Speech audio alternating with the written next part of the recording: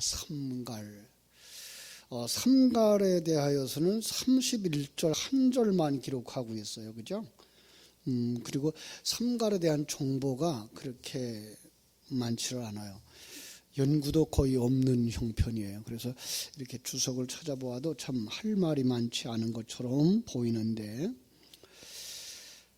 성경은 진리를 담아서 우리에게 주신 그릇이라고 하는, 경전이라고 하는 의미에서 의미 없이 요약되어진 그릇은 없다, 의미 없이 주어진 그릇은 없다, 이렇게 보시면 되겠고요. 나중에도 이제 우리가 살펴보겠지만은 사사들 가운데 돌라나 야일과 같은 사람들 한 서너 명이 계속해서 한 줄, 두 줄 이렇게 설명되어져 있는 것들을 볼 수가 있을 거예요. 그래서 이렇게 짧은 문장 속에도 진리가 들어있다라는 것 우리가 생각하고 묵상해보고 되새김질할 의미가 있다라고 생각을 합니다. 삼갈은 에훗이 모압 왕 에글론을 암살한 후에 이스라엘의 사사로, 그죠? 80년을 다스렸어요. 이 80이라는 숫자, 새로운 시작이라고 볼 수 있죠. 8 곱하기 10이죠. 그러니까 하면 40 더하기 40으로 보셔도 돼요. 그래서 평온이라고 하는 그 사사가 왕으로 있었을 그 시대의 모습이라고 볼 수도 있고요. 또 하나는 그들이 타락의 시기라고도 볼 수 있을 것이다라는 생각을 가지고 들어갔으면 좋겠어요. 그렇죠? 그러다 보니까 이 삼갈이 살았던 시대가 아주 애매해요. 삼갈이 어떤 사람이었나, 이렇게 인터넷에 떠 있는 삼갈에 대한 이야기를 찾아봤더니 역사서에 보면 고대 해족 속의 왕의 이름이 삼갈이었고요. 발굴된 그 역사적 문서들에 의하면 후리아라고 하는 지역 사람들이 숭배하던 태양신의 이름이 삼갈이었다는 거예요. 그리고 또 이렇게 31절에서는 그를 아낫의 아들이라고 말했는데, 이 아낫이라는 단어도 가나안 사람들이 섬기던 태양신, 전쟁의 신이었대요. 전쟁의 신, 그리고 다산의 신. 아낫이라고 하는 그 사람, 아낫, 그 단어 자체도 전쟁의 여신, 다산의 여신, 이런 뜻을 가지고 있다는 거예요. 그래서 한번 정리를 해봤어요. 그는 히브리 사람은 아니다라는 얘기죠. 그러나 하나님의 그 언약 밖의 사람이었다. 그들에게 소망도 없어 보이는, 그러한 가치도 없어 보이는 그러한 존재였다라는 것 생각할 수 있고요. 그가 우상을 섬기는 자였구나라는 생각을 할 수가 있는 거죠. 그 삼갈의 모습을 한마디로 뭐라고 되어져 있는가 하면은, 소모는 막대기로 블레셋 사람을 죽인 사람. 소모는 막대기라는 단어를 통해서 아주 가치 없는 미미한 존재, 그뿐만 아니라 그가 뭘 움직이려고 그래요? 소를 움직이려고 그래요. 그죠? 소가 성경엔 뭐로 묘사되어 있죠? 신이죠. 신. 그럼 내 마음대로 신을 움직이고 싶어 하는, 이게 우상 숭배자의 전통적인 모습이구나라고 생각할 수 있어요. 그래서 그가 어떻게 살았나를 가만히 묵상해 봤는데요. 잘 한번 비교해 보세요. 31절에 보니까 에훗 후에는 아낫의 아들 삼갈이 있었다, 이렇게 바로 나와요. 에훗 다음에 바로 나와요. 그런데 4장 1절에 보면 에훗이 죽으니, 그리고 등장하는 사사가 누가 나오죠? 드보라가 나와요. 묘하죠, 그죠? 그러니까 어떤 면에서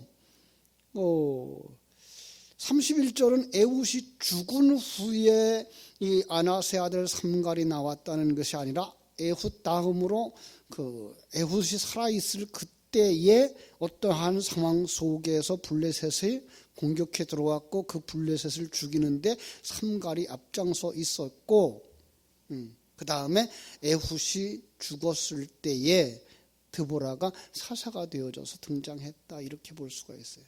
그러니까 어떤 면에서는 이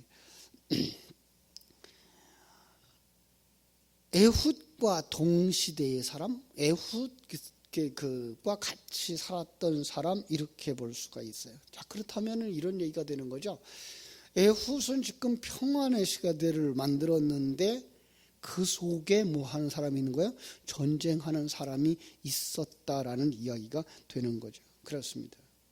이 에훗이 기름과 배설물로 가득 찬 에글론 죽이죠. 그죠? 하나님의 도우심으로 말미암아서 암살을 하고 구산리사다임이나 기름의 배설물로 가득 찬 에글론이나 다 누구를 상징하는 거라서요? 우리를 상징한다 그래서 그죠? 하나님 우리의 무력함과 그 추악함 그리고 하나님의 주권과 하나님의 열심을 대조시키면서 우리 속에서 옛사람을 무너뜨리는 새 사람의 일하심을 보여주고 있다라고 이야기를 한 거죠. 자, 이렇게 하나님의 은혜를 부각시키고 거기에 이어서 삼갈의 이야기를 이렇게 삽입하고 있는 거예요. 태평의 시대라고 했는데 거기에 전쟁이 있는 거예요.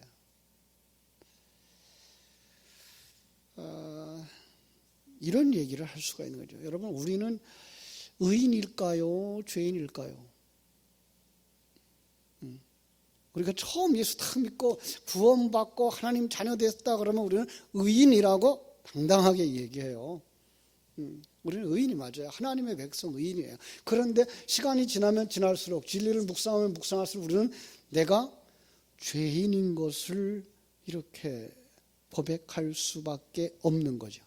이 모습이에요. 그래서 우리는 이 땅에 살아가는 날 동안 뭐 하고 살아요?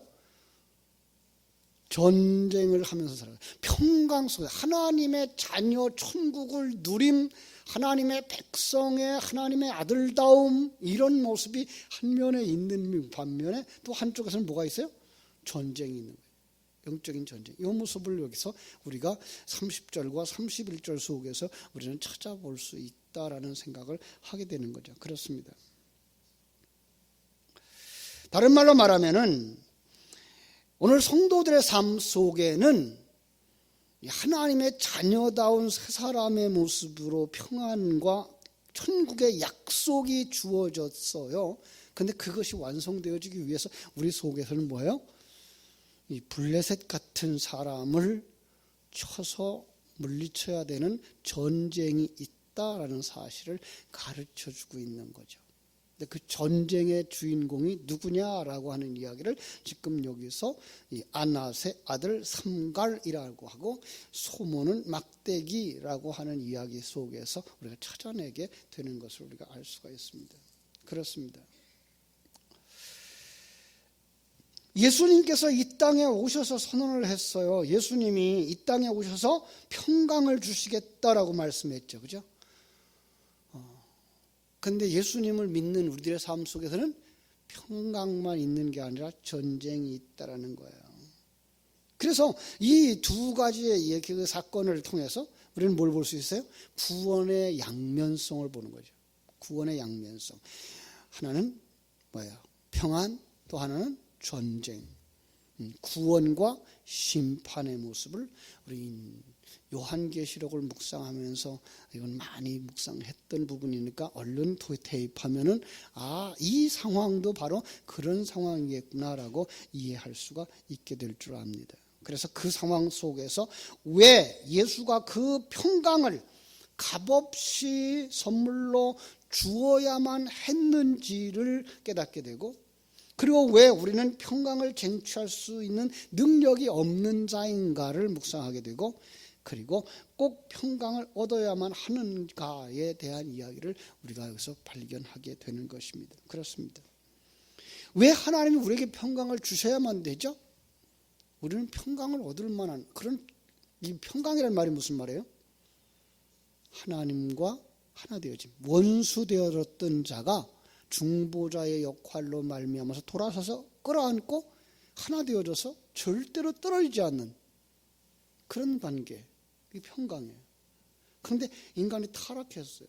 불의한 자가 되었어요. 하나님은요, 의로운 자예요. 의로운 자와 불의한 자가 하나 될 수가 없는 거예요.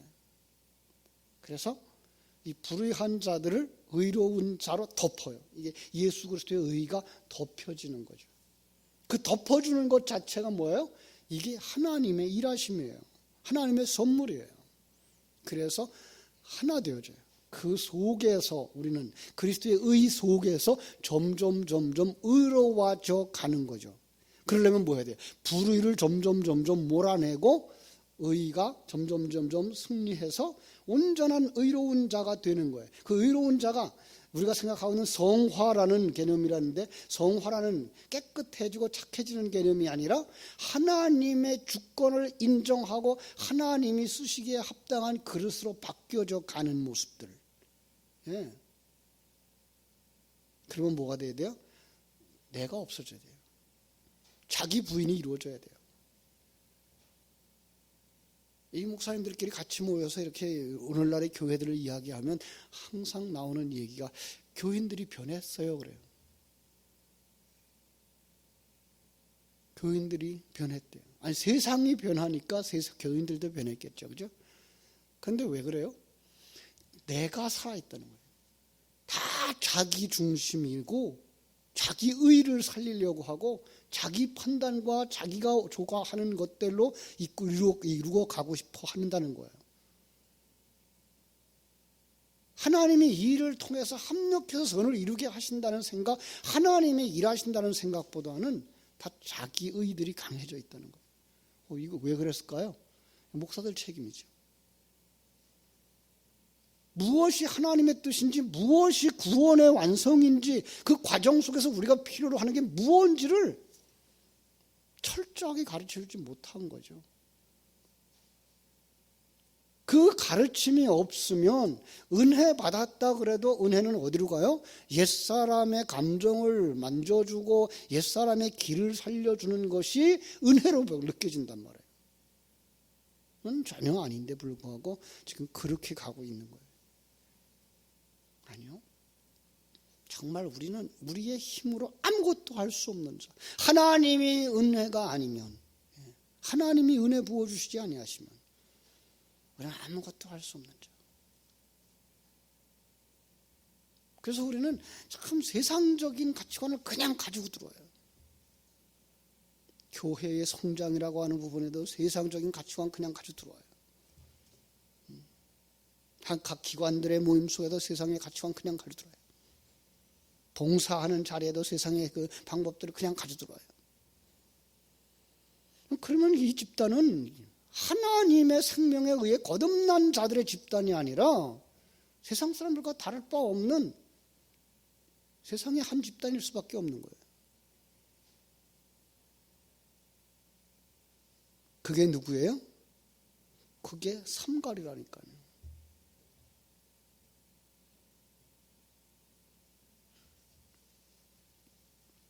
그들이 무슨 하나님과 함께 평강의 자리까지 나갈 수 있겠어요?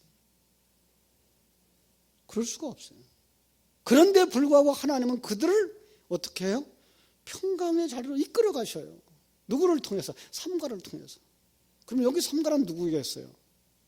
예수 그리스도예요. 자, 예수 그리스도의 뭐가 어떻게 이런 모습으로 등장하죠? 그 당시에 인간들이 다 그 모습이니까 어디까지 내려가야 돼요? 그 모습까지 내려가서야만 그들과 하나 되어져 그들의 대표가 될 수 있는 거예요. 이게 우리의 모습인 거예요. 그러니까 주님은 우리의 천한 자리, 낮은 자리, 그 우상 숭배하는 자리, 자기만 아는 자리까지 그냥 내려오시는 거예요. 그래서 그를 품으시는 거예요.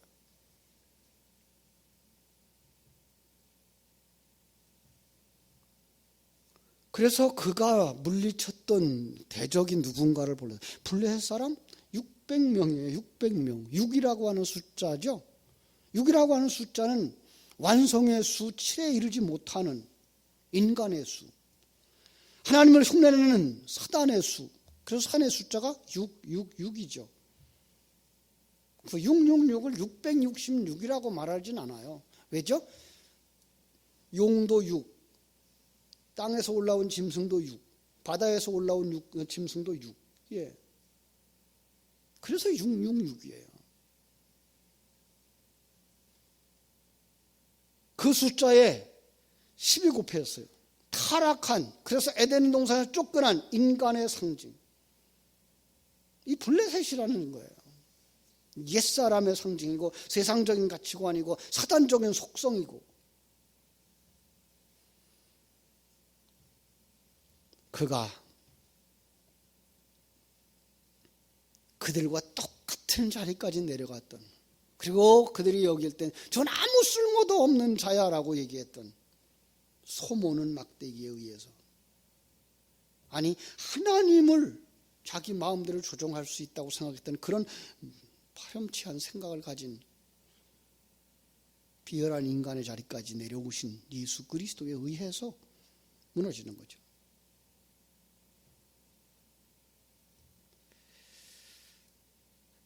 그 속에서 우리 속에 블레셋이 하나하나 죽어가겠죠.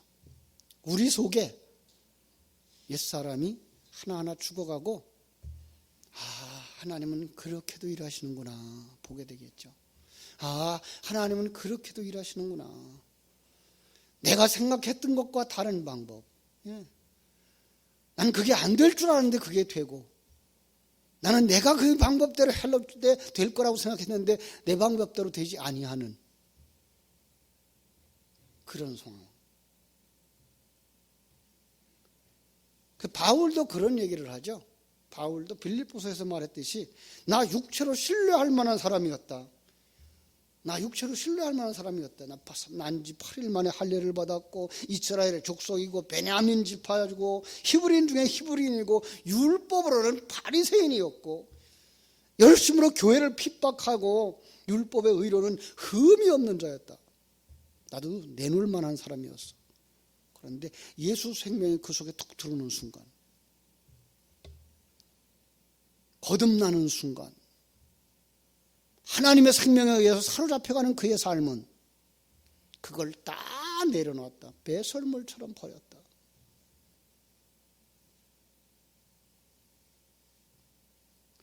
사도 바울의 그 사회적인 배경, 그가 가졌던 지식, 그가 경험했던 모든 것 다 버렸다는 거예요. 왜요? 성도에게 의라고 하는, 자기 이름이라고 하는, 자기 자존심이라고 하는 자랑될 만한 것, 그것은 세상에 있는 것이 아니라 하나님께로부터 와야만 된다는 것을 알았기 때문인 거예요. 하나님께서 그렇게 하신 거예요. 바울은 그것이 뭐라고 여겼어요? 철병과 같이 여겼더니 여리고성, 그죠? 600과 같은 바리새인들, 그 속에서 부름받은 소모는 막대기가 되어진 거죠. 하나님은 하나님의 백성들을 그렇게 만들어 가셔요. 아무런 힘도 없어 버리는, 그냥 굴러다닐 것 같은 그런 자를 들어 쓰실 수도 있어요. 바울이 그래서 낮아졌어요? 아니요. 예수님이 그렇게 낮아지셨어요. 예수님이 그렇게 낮아지시자 하나님이 그를 들어서 쓰셔요. 바울이 그렇게 낮아지자 하나님이 바울을 들어서 쓰셔요.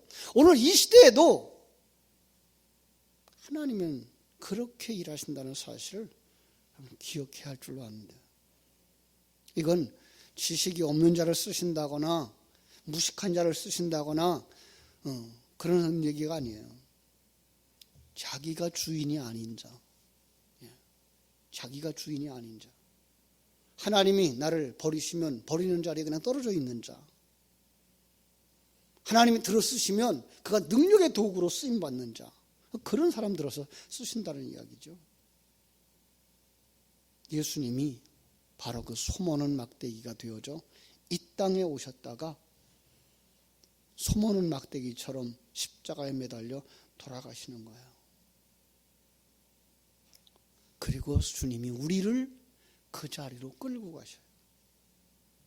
히브리서 13장 12절로 14절에 보니까요, 그러므로 예수도 자기 피로써 백성을 거룩해 하려고 성문 밖에서 고난을 받으셨느니라. 그런즉 우리는 그 능력을 쥐고 영문 밖으로 그에게 나아가자 우리가 여기는 영구한 도성도 없고 오직 장차 올 것을 찾나니 이렇게 말하고 있어요.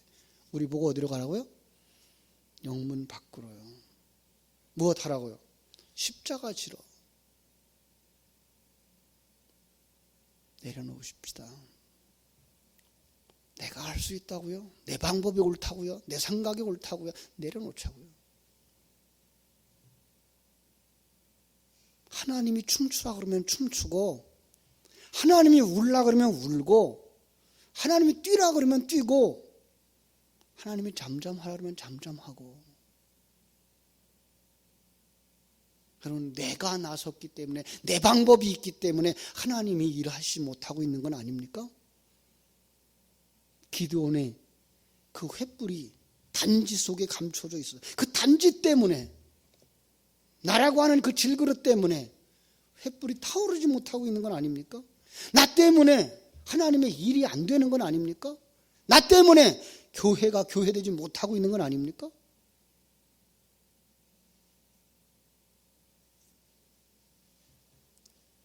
우리가 바로 진 밖에서 죽어야 할 문둥병자며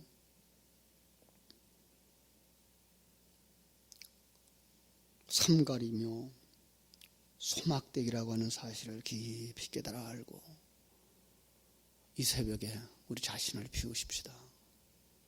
주님, 나를 십자가에 못 박아 죽으시옵소서. 죽여주시옵소서. 그리고 주님의 도구가 되게 하여 주시옵소서. 주님이 사용하실 때 정말 주님의 손에 잡혀서 춤출 수 있고 뛸 수 있고 울 수 있고 하나님을 찬송할 수 있는 자리로 인도하여 주옵소서. 이 새벽에 다시 한번 자신을 점검하고 십자가를 지는, 그리고 삼갈과 같이 마지막 시대에 쓰임받는 하나님의 귀한 일꾼들이 되어지기를 주님의 이름으로 축원합니다. 기도하겠습니다. 아버지 우리 하나님, 하나님의 크신 은혜와 사랑을 감사합니다. 하나님께서 그동안도 우리들을 사용해 주셔서 감사를 드립니다. 그런데 쓰임받았던 우리들이 내가 아니면, 내 생각이 아니면 하나님의 일이 안 될 것 같은 내가 살아있지는 않습니까? 깨져야 할 질그릇은 점점 더 단단해져 가고, 무너져야 할 여리고성은 점점 더 견고해져 가고 있지는 않습니까?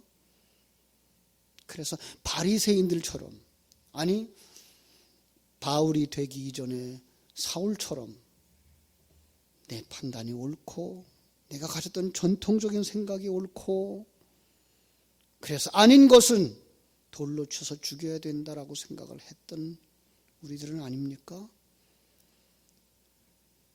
바로 우리가 블레셋이며, 그것이 바로 여기 삼갈의 소막대기에 의해서 죽임을 당했던 옛사람이라고 하는 사실을 생각한다면 주님이 새벽에도 내려놓는 시간이 되게 하여 주시옵소서. 주여, 나를 십자가에 못 박아 주시옵소서 고백하고, 이제 내가 주님의 도구가 되겠습니다. 주님이 기뻐하는 자리로 가겠습니다. 주님이 원하는 자리에 세워주셔서 주님이 기뻐하는 그 일에 마지막까지 쓰임받고 주님 완성되어져 천국에 갈 때에 그래 참 잘했다 칭찬받을 수 있는 주님의 종이 되어지기를 원하고 주님의 자녀들이 되어지기를 원합니다. 그 일을 위하여 성령으로 충만케 하여 주시옵소서. 진리로 충만케 하여 주시옵소서. 이 새벽에 부르짖어 기도할 때에 하나님 하늘문을 여시고 저희들에게 충만케 하시는 성령의 충만한 역사를 이루어 주시옵소서. 예수님의 이름으로 기도하옵나이다. 아멘.